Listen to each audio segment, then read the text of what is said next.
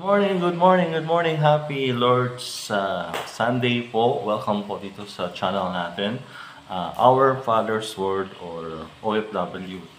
Alam niyo po, ako rin po ay matagal ng OFW, halos 17 years na pong sumasampa sa mga barko. At ngayon pong bakasyon, napansin ko, dahil po siguro sa schedule natin, no, dahil pagod tayo sa abroad, wala pong masyadong content ng mga salita ng Diyos. Kaya habang ako po yung nakabakasyon, actually may 7 days na lang po, pasampa na po ako ng November 8. Kaya pag-usapan po natin itong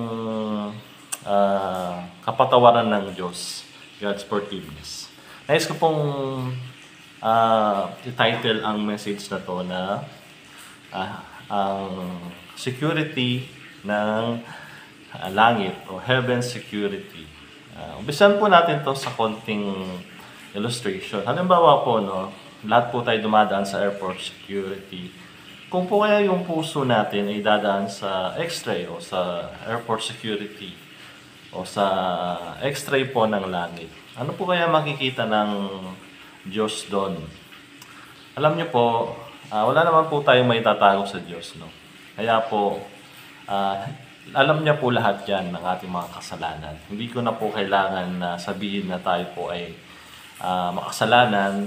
Ang ibig sabihin lamang po nun, hindi po tayo umabot sa standard po ng Diyos. Alam niyo naman po, pag nag-a-apply kayo, maraming pong standard yun. No? Dapat po may pleasing personality, napakaraming requirements. Ngayon din po sa Diyos. Maliit po o malaking kasalanan ay sa Kanya po ay kasalanan po lahat yon. Kaya kailangan po natin ng kapatawaran.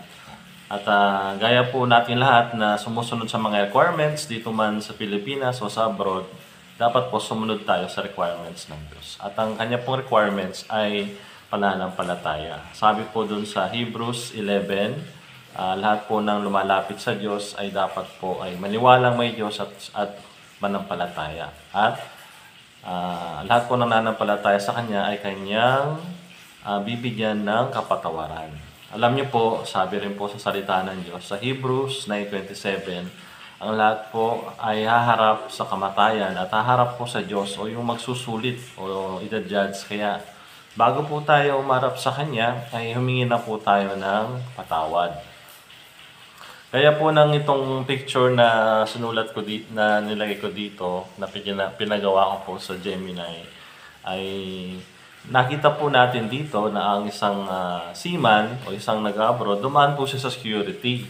Pero sa pagkadaan po niya sa security, nakita po nila, hindi po yung luggage niya, kundi yung puso niya. Ngayon din po, pagdating natin sa langit, titignan po ng Diyos yung puso natin kung malinis. At ang pong kailangan natin, maging malinis po ang ating puso dahil hindi po natin pwedeng makapili ng Diyos kung meron po tayong makasalanan.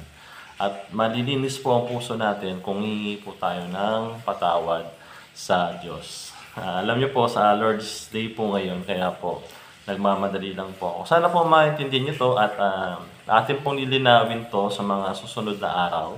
At ako lang po ipapunta sa simbahan. So God bless you po at salamat po sa inyong panonood.